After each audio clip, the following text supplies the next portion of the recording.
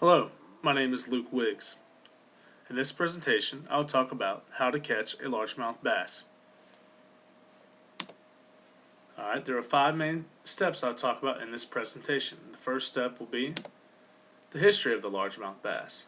The next step will be about what type of equipment you should use. The third step is how to catch a largemouth bass during the spring, summer, and fall. The fourth step is different colored lures you should use. And the fifth and final step is, what do I prefer to fish with? History of the largemouth bass. Let's talk about other names for the largemouth bass.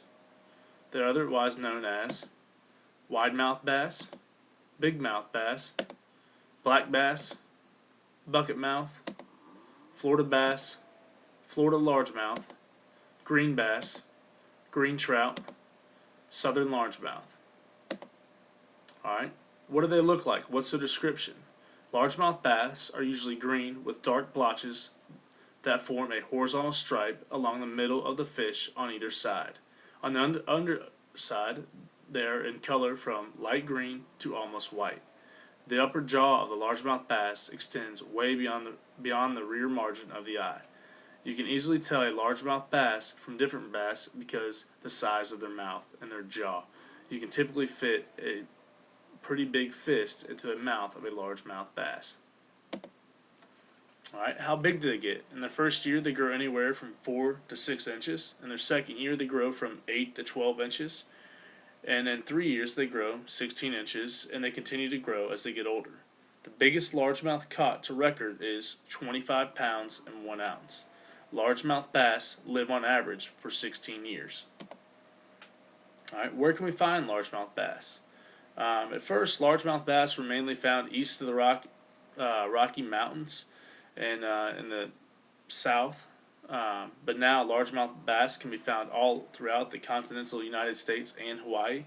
They can also be found in southern Canada and Mexico.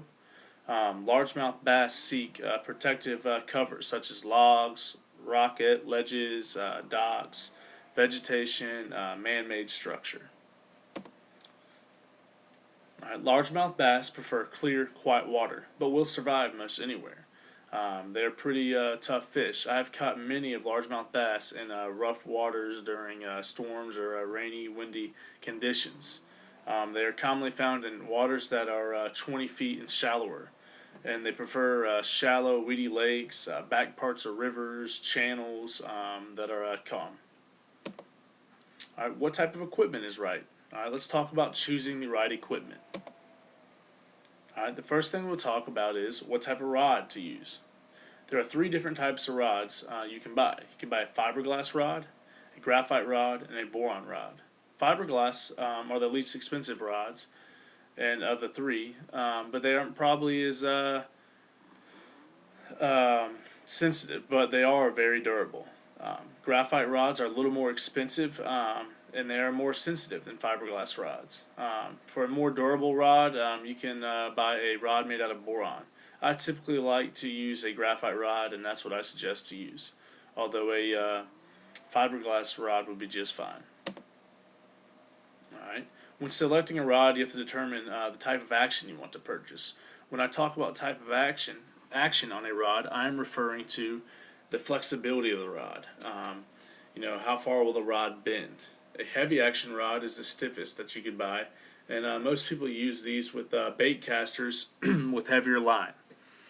A light action rod is typically used with a lighter line on spinning reels. Alright, there are 2 types of reels you can buy. You can get a spinning reel and a bait casting reel. Spinning reels generally cast farther, but they lack the accuracy bait casters have. Bait casters are harder to learn how to cast, and I do not recommend this type of reel to a novice fisherman. I prefer a bait cast reel because I can control my line much easier, but like I said, I do not recommend a bait caster because if you do not know how to use them, you can run into all kinds of backlash and bird nests that would not be fun to have when trying to fish for largemouth bass. Alright, reels are much easier to buy than rods. The more expensive the reel, simply the better it is. You want to find a reel that you can afford and get the one with the most ball bearings. If you fish with a spinning reel, you should use 10 pounds or under test line. Bait casting reels are better used with a heavier line that is 12 pounds or heavier. Alright, fishing for largemouth in the spring. Alright, let's talk about the characteristics of the spring. The springtime is probably the best time to fish for largemouth bass because when the spring comes, the water warms, bass begin to reproduce. When largemouth bass reproduce, this is known as the spawning time. We can break the spring season for fishing for largemouth bass into 4 parts. The first part would be the pre-spawn. The second part would be the spawn. The third part would be the post-spawn. And the fourth part would be the late spring.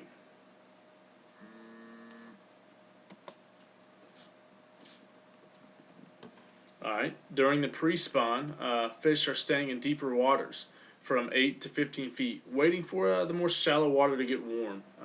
Some of the best baits used during this time are crankbaits that go deeper, Carolina rigs or Texas rigs. Jigs are also really good to use, especially around rocky points and stuff where the depth of the lake tends to drop pretty quickly. Alright, these are all good baits to use during the pre-spawn. Alright, let's talk about the spawn. During the spawn, the bass are on the beds protecting their eggs. Typically, the females will lay the eggs and the male bass will protect them. During this time, some of the best baits to use are jerk baits, floating lizards, worms rigged without weights. I have caught several tons and tons of bass using a wacky style worm rigged without any weights. This is a real effective way to catch largemouth bass. You typically cast towards the shallows and banks and just bounce it off the bottom, and the fish really like this style. Also, spinner baits are effective, as well as shallow crankbaits also work during the spawn. Alright, during the post-spawn is very similar to the pre-spawn because the bass are coming off their beds and moving back to the same depth of waters as in the pre-spawn. Because this, the same lures used during the pre-spawn will work during the post-spawn. Let's talk about fishing in the late spring. In the late spring, the waters are beginning to warm. The bass are moving from more shallow waters to back to deeper waters towards structure later in the day. Typically during the morning time, they're going to go to the shallow waters. That's why you see avid fishermen getting up at the middle of the night to be the first one on the water and get those great spots. And they want to work the banks early in the morning when the fish are feeding and active. Later on in the day, they're going to move out to deeper waters.